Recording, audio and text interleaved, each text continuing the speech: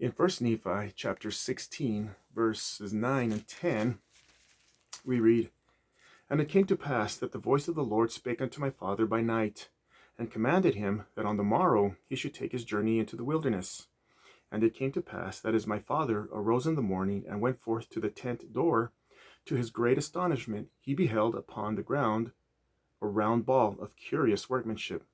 And it was of fine brass, and within the ball were two spindles, and the one pointed the way whither we should go into the wilderness." Lehi probably laid awake at night wondering where they were going and which way they should take. The Lord solved this problem by providing the way. Remember in the New Testament, Jesus said He is the way. It's important to remember that the way is a person as much as it is a geographic route. Now, let's look at Alma, chapter 37, verse 38, where Alma is speaking to his son Helaman. And in verse 38 we read, "And now, my son, I have somewhat to say concerning the thing which our fathers call a ball, or director, or our fathers call it Liahona, which is, being interpreted, a compass, and the Lord prepared it." Now, we in the modern world probably pronounce the word Liahona differently than the ancient Hebrews might have. In fact, vowels are not originally written in the Hebrew language. And while we today pronounce names like Jeremiah and Isaiah the way we do, anciently they would have pronounced their own names something like Yirmeiah or Yirmeyahu. Isaiah, as we pronounce it today, would have been pronounced something like Yeshia or Yeshiahu. There were no J sounds, but instead the Y sound was used. And if you notice, both names have Yah in them, which is the shortened form of God's name. Some people pronounce his name Yahweh, while others pronounce it Yahuwah.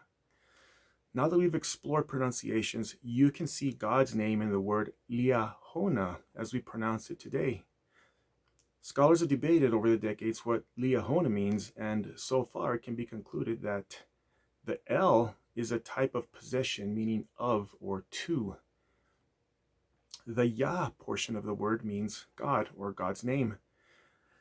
Then we have the Ona portion, and we're supplied the vowels by the gift of God to Joseph Smith. This part probably refers to the old Hebrew word whither or direction. And if we look back in 1 Nephi chapter 16, we read in verse 10, quote, "And within the ball were two spindles, and the one pointed the way whither we should go into the wilderness," end quote.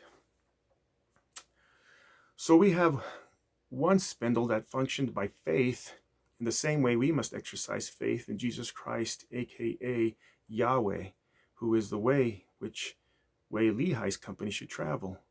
But what did the other spindle do? What was its function? Many have guessed, but one thing is interestingly clear.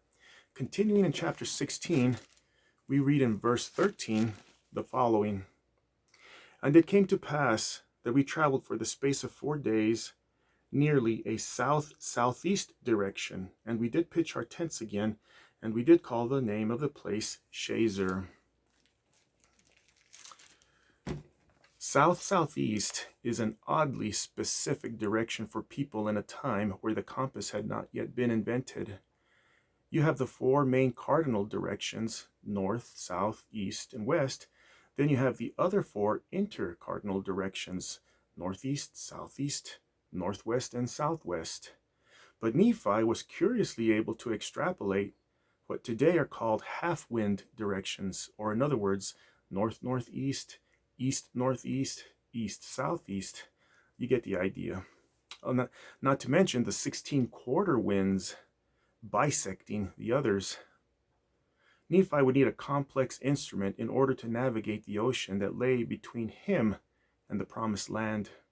Compass points are valuable in that they allow a user to refer to a specific azimuth in a colloquial fashion without having to compute or remember degrees, the compass being an instrument using 360 degrees.